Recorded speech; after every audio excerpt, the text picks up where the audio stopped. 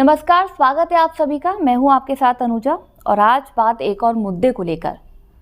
बागेश्वर धाम बुंदेलखंड का एक टिपिकल गांव जो मुख्य सड़क से लगभग 6 से 7 किलोमीटर अंदर है। आज से 4-5 साल पहले तक खुद उस गांव गड़ा के लोगों और उनके रिश्तेदारों के अलावा उस गांव और उस हनुमान मंदिर को कोई नहीं जानता था। फिर उसी ठेठ गांव का एक 21-22 साल का ठेठ बुंदेलखंडी नौजवान जो श्री श्री रामभद्राचार्य महाराज का शिष्य है और कलयुग में सर्वाधिक पूजे जाने वाले भगवान श्री हनुमान जी का अनन्य भक्त है, अपनी शास्त्री की शिक्षा दीक्षा पूरी करके अपने गांव लौटता है।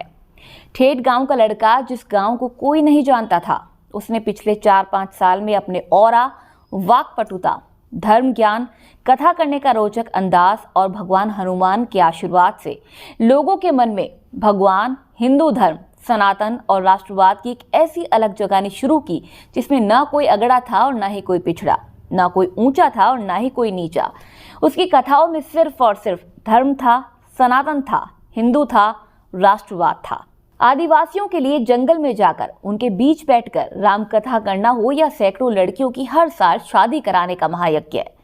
बुंदेलखंड जैसे पिछड़े इलाके में कैंसर हॉस्पिटल शुरू करने की वकालत हो, उसने न सिर्फ इसका सपना दिखाया बल्कि उसे करके भी दिखाया। और सबसे बड़ी बात, ये सब कुछ निशुल्क, मुफ्त, स्वेच्छा से जो देना है दीजिए, नहीं तो कोई बात नहीं। उसने बिना किसी ऊंच नीच की परवाह किए सभी को एक पंडाल के नीचे इकट्ठा कर दिया। साथ ही साथ वो गरीब लोग जो किसी लालचवश या मजबूरी में किसी और धर्म में जाने को मजबूर हो गए थे, उन्हें भी पुनः वापस लाने का काम किया। बस यही गलती हो गई उस 26 साल के लड़के से। सभी जाति को एक साथ एक पंडाल में बैठाकर राम कथा, ये नहीं चलेगा बाबू। आदिवासियों के लिए जंगल में जाकर उनके बीच में राम कथा करना और उनको एहसास दिलाना कि आप प्रभु राम के वंशज हो।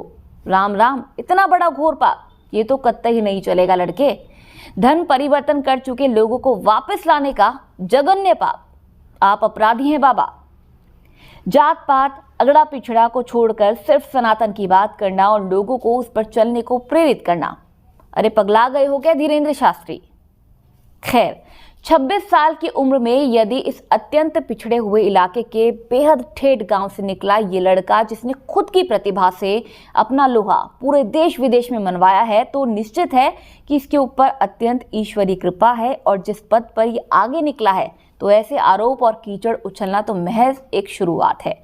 अभी आरोपों की तीव्रता और स्तर बहुत नीचे जाने वाला है। मैं बागेश्वर धाम मंदिर में कभी नहीं गई, ना ही धीरेन्द्र शास्त्री जी से व्यक्तिगत तौर पर मिली हूँ। उनके चमत्कार सही होते हैं या गलत, इस पर भी मैं कुछ नहीं कहना चाहती। मैं बस इतना कहना चाहती हूँ कि एक गांव से निकले इस नौजवान ने सनातन को उठाने, बढ़ाने और देश को सशक्त बनाने का जो काम किया है, वो विरले लोग ही करते हैं। धर्म की जय हो। नमस्कार।